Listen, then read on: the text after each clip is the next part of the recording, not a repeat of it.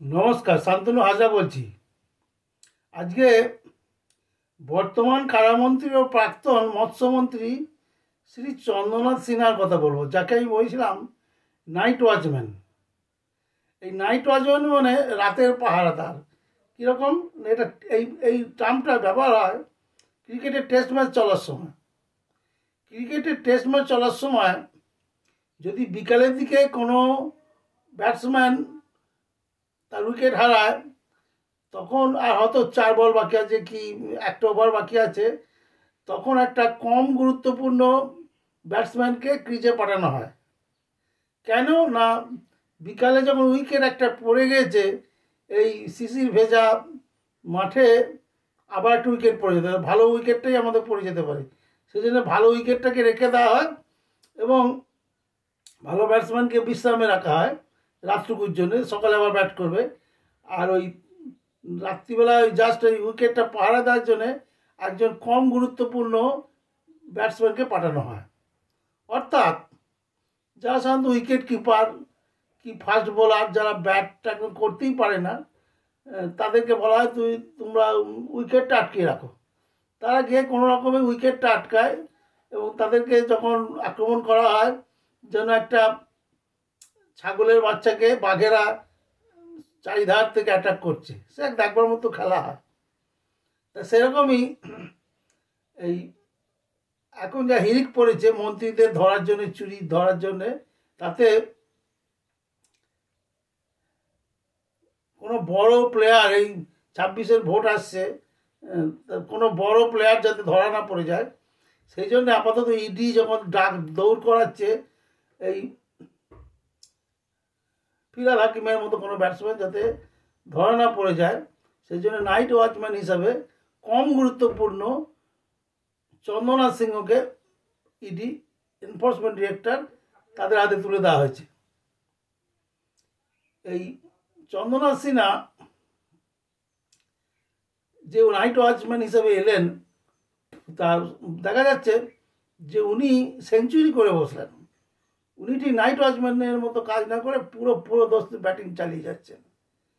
এইভাবেই ঘটনা ঘটেছিল ওয়েস্ট ইন্ডিজের জোয়েল গার্নার, বিরাট লম্বা ক্রিকেটার, ফাস্ট বোলার ছিল, তাকে নাইট ওয়াচম্যান হিসেবে পাঠানো হয়েছিল ত্রিনিদাদ টোবাগো ম্যাচে, টেস্ট ম্যাচে। তো সেখানে উনি নাইট ওয়াচম্যান হিসেবে এসে পরের দিন সেঞ্চুরি করেছিলেন এবং এক দুর্ধর্ষ ইনিংস উপহার দিয়েছিলেন বিশ্ববাসীকে।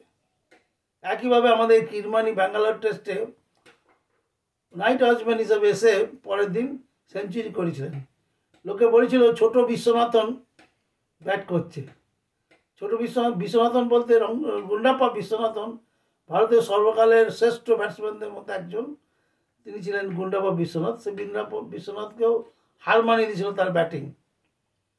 তাই সেই রকমই চন্দ্রনাথ সিনহা, উনি নাইট ওয়াচম্যান হিসেবে এসে চালিয়ে ব্যাট করছেন এবং মনে হচ্ছে উনি টিকে যাবেন, সেঞ্চুরি করবেন।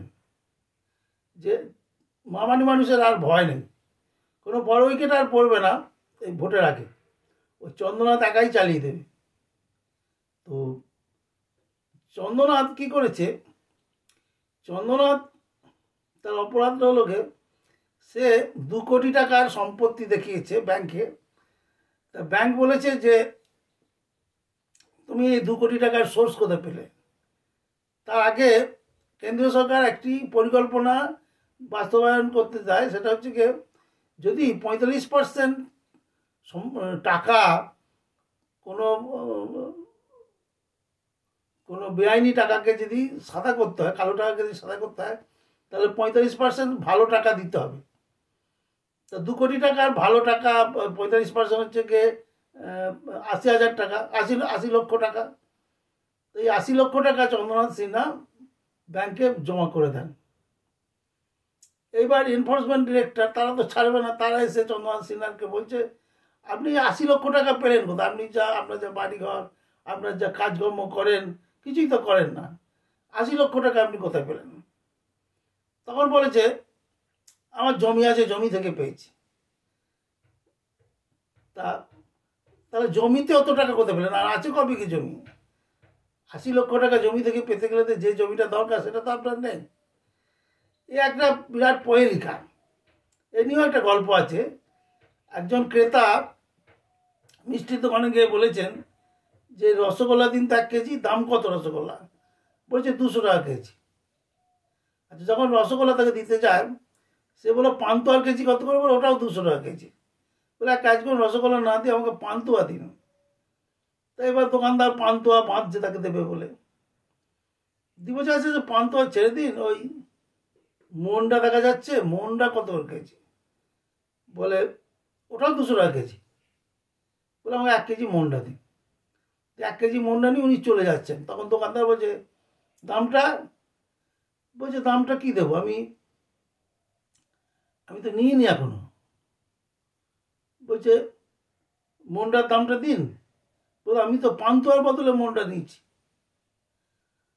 বলে পান্তুয়ার দামটা দিন। বলে পান্তুয়া তো রসগোল্লার বদলে নিয়েছি, তাহলে রসগোল্লার দামটা দিন।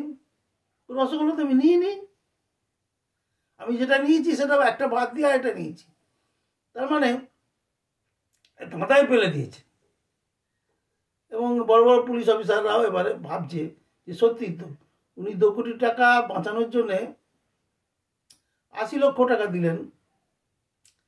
এই 80 লক্ষ টাকা কোথা থেকে পেয়েছে?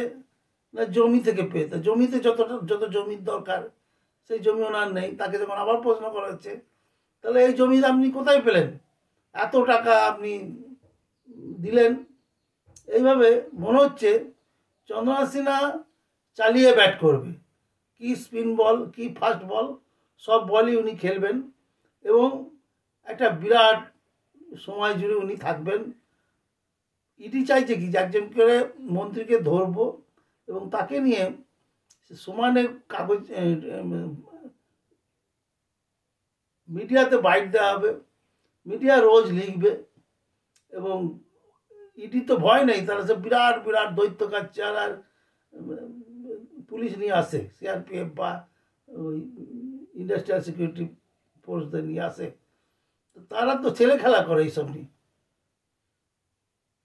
এইভাবে চন্দ্রনাথ সিনহা উনি চালিয়ে ব্যাট করছেন এবং উনি যতদিন ক্রিজে থাকবেন ততদিন ববি হেকিম বা ব্রাত্য বসু এদের কোনো ভয় নেই, উনি একাই চালিয়ে দেবেন।